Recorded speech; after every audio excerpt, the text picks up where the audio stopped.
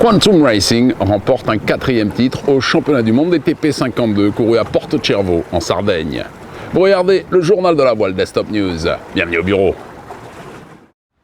Le championnat perd 2 jours de régate à cause de conditions très instables, mais les 5 courses courues sur les 9 prévues sont de toute beauté.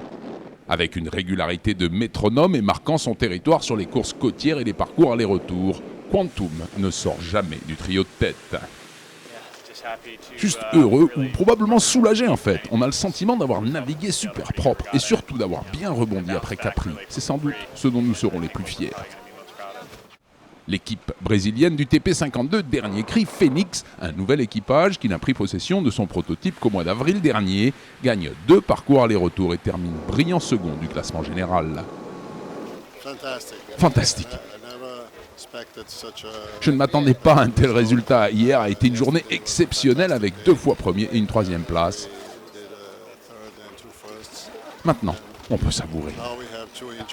Seulement 1 point derrière, on retrouve le champion du monde en titre, Ran Racing, auteur de bord de vent arrière d'anthologie, comme le confirme son skipper Niklas Zennström. Nous avons une très bonne vitesse au portant et à dos, notre tacticien a fait un boulot superbe. L'étape, l'Italien Azzurra ne termine qu'à une décevante 4e place, alors qu'il navigue dans ses propres eaux. Le Virtual Regatta News est un journal d'actualité hebdomadaire des régates offshore et inshore organisées sur Internet. Bienvenue au bureau. On y retrouve des explications météo, des interviews de joueurs, mais également des tutos préparés par une équipe d'experts. Certains skippers, bien réels cette fois, font leur apparition dans le journal et s'adressent aux joueurs lors de vacations exclusives. Mais il y a également une occasion unique de se rencontrer en vrai pour un moment convivial, ça s'appelle le Virtual Regatta Tour. À Nantes, le 5 juin dernier, Loïc Perron, ambassadeur de Virtual Regatta et invité d'honneur, partage sa nouvelle passion pour la régate virtuelle. J'aime bien Virtual Regatta, tu le sais. On en a déjà parlé ensemble. On en a déjà parlé ensemble longuement, donc voilà. Et puis j'aime bien surtout rencontrer réellement des gens contre qui on se bagarre virtuellement, c'est ça l'idée. C'est sympa. Et c'est sympa de mettre un peu des visages sur des noms, en général des pseudos, parce que tout le monde se cache un peu. Autour d'un verre sympa, on retrouve également Philippe, le skipper de Banzai, récent vainqueur de la Normandie Race virtuelle. C'était sympa parce que c'était très technique. Ouais. Je crois que j'étais parmi ceux qui ont pris le plus de risques. Ouais. C'est ce qui a payé, je pense. Ouais. Et ensuite, il y a eu juste un point crucial à bien passer. C'était une bulle qui avait à l'ouest de Guernesey, la veille de l'arrivée, où là, il fallait vraiment virer au bon moment. Le Virtual Regatta Tour est un rendez-vous mensuel. La prochaine rencontre aura lieu dans le sud cette fois, juste à côté d'ici, à Hyères.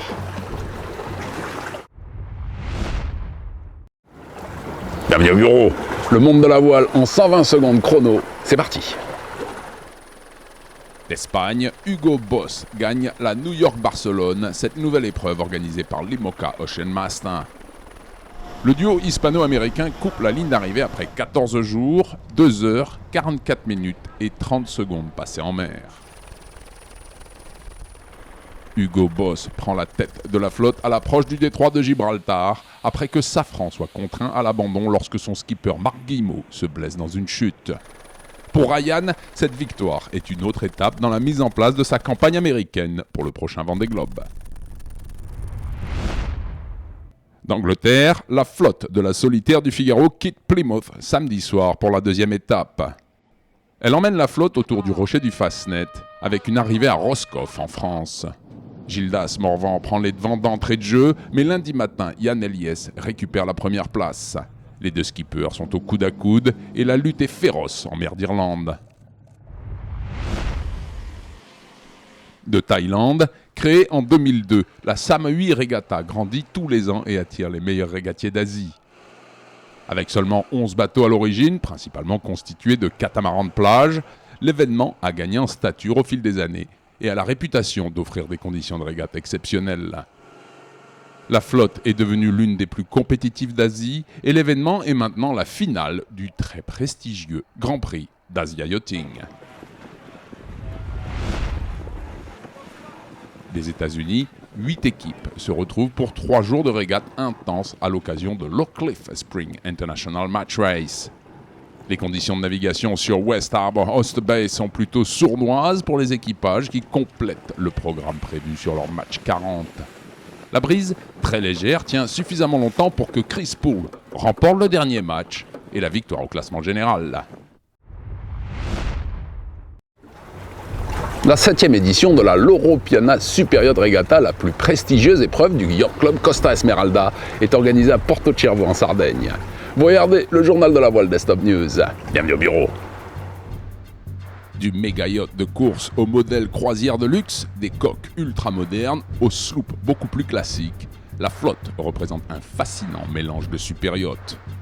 Toutes les courses se déroulent sur des parcours sinuants autour des îles à l'intérieur du fabuleux archipel de la Maddalena.